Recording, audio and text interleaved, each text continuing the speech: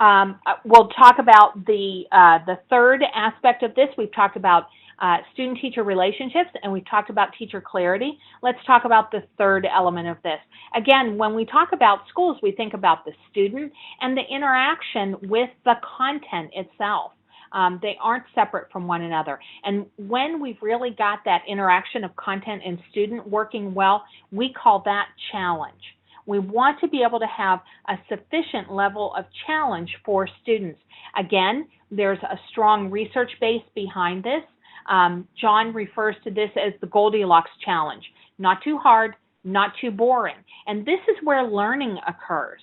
Learning doesn't happen simply by repetitively doing what it is that you already know. It happens in that stretch. We don't want to stretch students so far that a great deal of frustration sets in, but we do want them to feel that challenge. So we'll talk a little bit about the kinds of tasks we designed for students. So remember, we're having these three ideas: the teacher, the student, and the content. Where the student and the teacher overlap, we call that relationships. Where the teacher and the content overlaps, we call that clarity. And the place where the student overlaps with the content, we call that challenge. But what's the appropriate level of challenge? Is it surface learning, deep learning, or the transfer of learning? Surface learning is individual skills and concepts, one skill, one concept that students need to learn to get their next level. A lot of people talk bad about surface learning. Surface learning is really important. It's prerequisite, it's introductory, it's foundational, it's really important. We don't want to skip surface learning. We've been in lots of conversations where people will say, let's get to the deep learning, let's get right to the deep learning. It's not possible to go deep learning unless you already have surface learning. Deep learning is about students seeing the connections, relationships, and building schema so they can organize those skills and concepts that they've developed at the surface level. Again, there's nothing wrong with surface learning as long as we don't leave students there. We want to get them into deep learning. One common instructional routine or strategy is concept maps. It's a good case in point here. We're going to argue that different literacy strategies have different utility at the surface learning versus the deep learning versus the transfer of learning. Concept maps are a great example. If you don't have concepts yet, it is very difficult to map them or to graphically organize them. Concept maps and graphic organizers work best at the deep level. They don't work very well at the surface level. What ends up happening is students copy what their teachers show on a dry erase board or on a document camera. So we don't want to seek graphic organizers when it's time for surface learning, but we have to change our strategy so when it comes to deep learning, we're doing something different to push students into that kind of learning. And then eventually we go to transfer, where students self-regulate to continue learning the skills and content, where they apply that knowledge to new situations. But there's a journey that kids go on from the surface to the deep to transfer, and that's how we maintain that challenge. And one of the points we'd like to make is that without changing to a more complex tasks, students will not deepen their learning. We have to change the instruction and the tasks we ask students to do. And we've been talking about as a profession rigor. Rigor is for everyone. We talk about rigor all the time. We've got to get students into rigorous, complex tasks to deepen their understanding. And we've heard rigor used a lot in the world of education. But whenever we ask someone to write down their definition of rigor, it gets very confusing. Most people don't have a good definition that works for them to define what rigor means. So we've been working on this for a while, and we'd like to propose that rigor is a careful or complex balance between difficulty and complexity. Difficulty is how much effort, how much time, how much work a student has to put forth, and complexity is the kind of thinking, the number of steps in a process, how much background knowledge you need. So yes, there is some overlap, but as teachers work on rigor, we have to think about difficulty and complexity. If rigor is only difficult, students are going to hate school and they're going to hate their teachers. They don't want just more difficult things to do. They want complex things. And that's what John Hattie's research showed, is that students appreciate the complexity of the tasks we assign them. So we drew these quadrants, and we said there are some tasks that are low difficulty, low complexity. And a lot of people thought that meant, can you repeat the definition of rigor? Rigor, yes, I can repeat the definition of rigor. Rigor is a complex balance between difficulty, how much time, how much effort, how much work we ask of students, and how much thinking, how much action, steps, or how much background knowledge. Let me go through this and we'll see if that helps. There are some tasks that are low difficulty, low complexity. And some people say, oh, those are not important tasks. And some of you are taking notes right now. You're taking paper, pencil notes, computer notes, digital notes, whatever. I would argue that note-taking for most of you is a low difficulty, low complexity task. It is not an unimportant task. We call those tasks fluency tasks. In the research world, they're called automaticity. In the popular press, they're called habits, how you develop students' habits. That's where we want everything to go.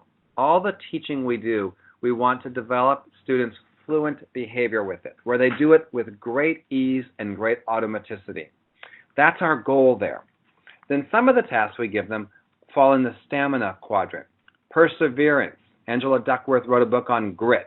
That's what we're trying to accomplish there. We raise the difficulty, but it's not very complex.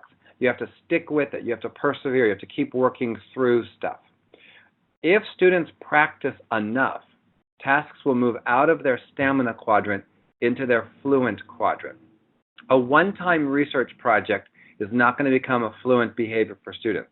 But if they engage in research papers on a regular basis, slowly and surely it becomes part of their fluent behavior. On the top, low difficulty, high complexity tasks require strategic thinking. We have to slow down, be consciously aware. We have to make a decision. For example, I'm going to inference here, or I'm going to question here. It's time for a summary. We want students to slow down and be very intentional with that. At some point in your life, you did not automatically make inferences. Someone tried to teach you to inference. And when you first started inferencing, it was very awkward. It was very laborious. You were consciously aware of it. And over time, it became a habit for you. You do it with fluency. And yet, when the text gets more complex for you, you come out of fluent behavior and you go back into strategic thinking. To move something out of strategic thinking, students need teacher modeling and they need feedback. To move it out of stamina, they need practice. The last quadrant is the struggle quadrant, where students are engaged in very difficult, very complex tasks, like a close reading lesson. And teachers observe students struggle, and they identify what caused the struggle, because that becomes the future teaching points. What is causing my students this struggle? Because then I need to figure that out and teach them. You cannot move from struggle to fluency. You have to move from struggle to strategic thinking or struggle to stamina. Stamina requires practice. Strategic thinking requires teacher modeling and feedback. That's how this is moving to increase the level of rigor that we have provided our students. That final phase of learning that we wanted to talk about is around transfer. Transfer is arguably the long-term goal of any learning that goes on. We love this quote by Grant Wiggins and Jay McTighe, that it is that long-term goal, and that when you truly understand and excel at something, you're able to take what you've learned in one way or context and use it in another on your own. It's that application of skills and concepts and knowledge to increasingly new and novel situations that really signals to us when transfer should occur. But like all of the other strategies that we've talked about, we need to pair the right strategies with the right phase of learning. Reading across documents, which we demonstrated for you earlier, is something that is much more useful whenever students have a deep background knowledge to all of that. We wouldn't necessarily use those two Eisenhower documents outside the context of a U.S. history unit of instruction on World War II. Students need to have all of that background knowledge in order to be able to understand those documents. But boy, when we can get them reading across documents, especially when they conflict with one another, that's a wonderful opportunity for students to really begin to transfer knowledge. Formal discussions, debates, Socratic seminars, those kinds of things. This is more than just the informal discussions that we host in our classroom, but those formal ones where you really have to come prepared for that debate or that discussion. That's a place where transfer happens. John uses the term problem-solving teaching. That's what it's commonly called in other parts of the world. We would refer to it as problem-based learning. And it's got a high effect size, as you can see, but here's a really important point. Problem-based learning is effective at the transfer level. It's awfully ineffective rather, at the surface level. And why is that? It's because at the surface level of learning, at the beginning of a unit, students simply don't have enough knowledge to really be able to act on that. So we want to put problem-solving teaching or problem-based learning into play. You want to do it whenever students have already built up that surface level of knowledge and they've gone deeper, or they're organizing it conceptually. Extended writing is another example of that. Peer tutoring. We've all been in times and places where we have seen that when you know how to teach something to someone else, that's a signal that you know it deeply yourself. So we've been thinking about these three circles: the teacher, the student, and the content students are trying to learn. And we think of these now as kind of the low-hanging fruit and how to get students to engage. One area is around relationships. Students are not going to engage in rigorous, complex tasks unless they trust the adults that are around them. They are also not going to engage in struggle in those complex tasks if they don't know what it is they're supposed to be learning. That's why we care so much about this work on engagement, is that to get students to engage is an outcome, a byproduct of what we do. It's not the prerequisite. We think we've been wrong. The profession's been wrong about this. People think you have to first have students engage and then they learn something. We think engagement's on the other side. When they trust the adults around them, when they know what they're supposed to be learning, when they're given complex tasks to engage in, or that they care about, that's when they engage.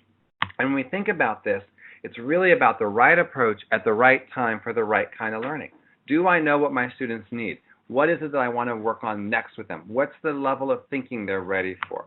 When we think about the student, the teacher, and the content, they overlap in relationships, clarity, and challenge. And when that occurs, we have deep learning that's meaningful for our students, and they engage because of those circles coming together.